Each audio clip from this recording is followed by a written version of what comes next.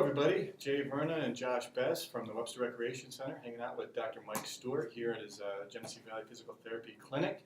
And we're here to shoot episode 3 of TrainSmart585 Podcast, where we're going to answer a couple of your questions that we get throughout our days in the clinic or in the fitness center.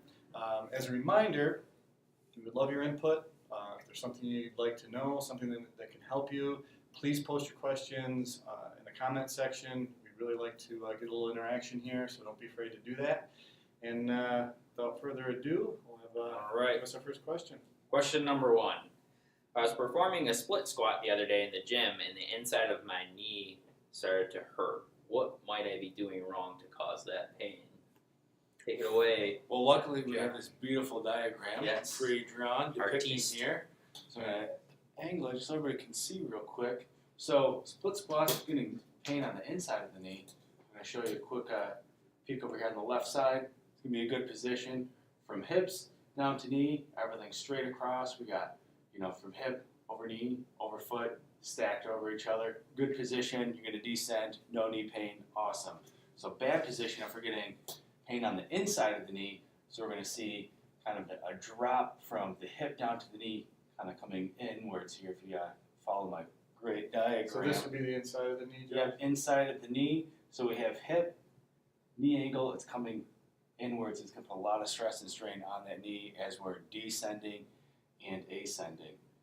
That's it's going to be a prime culprit of that knee pain on the inside. So if we're performing those split squats, biggest thing we can do is making sure from our hip to knee is stacked right over each other as we descend and ascend. Yeah, so a lot of times too, not only does the position of the knee, kind of what we call this valgus position, where the knee's coming in, cause that medial knee pain, but with this blue line, this is like our quad muscle. It likes to work in a straight line from the hip, the knee, to the foot. So if that wants to work in a straight line, it also attaches to your kneecap, and it can pull the kneecap towards the outside, which can also result in pain on the inside of the knee. So not only does that stressing the inside of the knee from the alignment cause inside knee pain, but that pulling of the kneecap out because the muscle wants to work in a straight line can cause that inside knee pain as well when you're doing squats with that kind of weird angle. All right. Nice. Next question.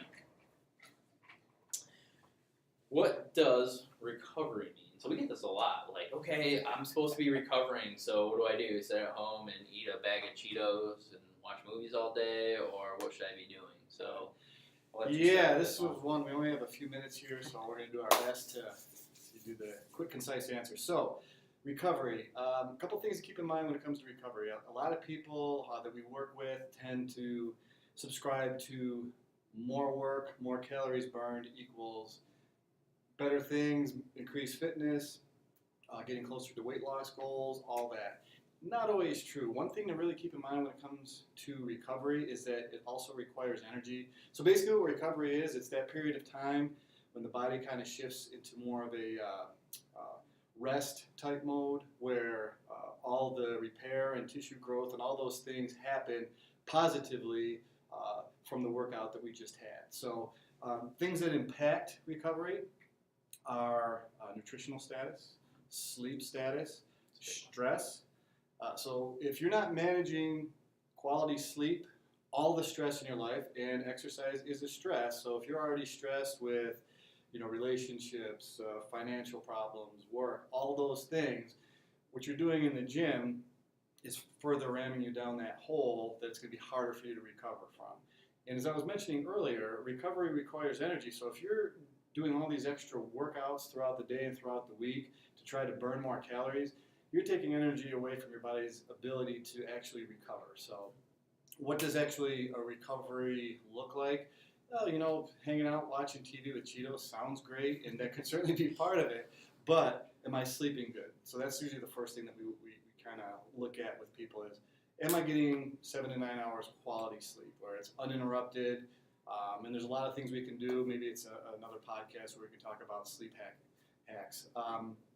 The other thing is, obviously, we talked about nutrition. Are you eating properly before, during, possibly, and then also after your workouts? And then the other thing is, what kind of workouts can you do to stimulate recovery? And there's a lot of things that we can do, lower to moderate intensity type workouts, where we're kind of stimulating blood flow. some really good things to think about that kind of will not cause more soreness, or to do things that don't have what we call an eccentric component to it. So a good example might be, the day after of a real heavy, stressful workout, maybe pulling a sled or pushing one of those sleds or prowlers that we have here. Something at a relatively low to moderate intensity for a certain duration would probably be a great way to recover rather than just sitting around and doing nothing. Or using a different type of exercise. So, if you're a runner and you're really sore after a long workout, maybe coming in and doing some more weightlifting might be a way to recover well. Or if you crushed a workout in the weight room one day, maybe grab a bike, get on a stationary bike and do some pedaling just to get your legs and your muscles working, try to get some of that lactic acid out, but you're really not using the muscles like you were the workout the day before. Right. So it doesn't mean that you can't do any exercise. Right. Yeah. It just means that you don't want to do the same type of exercise. Absolutely. So mobility circuits, all that stuff. Go for a walk. Yep. Go for multiple walks during the day. But I'm sure Josh can also attest to this. We can't overstate the importance of sleep and nutrition when it comes to recovery. You could be doing all the awesome things in the gym, coming multiple times a day, 6-7 days a week, and still fall short on both your fitness and weight loss goals. So recovery is huge. I agree. 100%. I agree. So, and if you have questions on this is the type of stuff that I'm training for, how do I recover?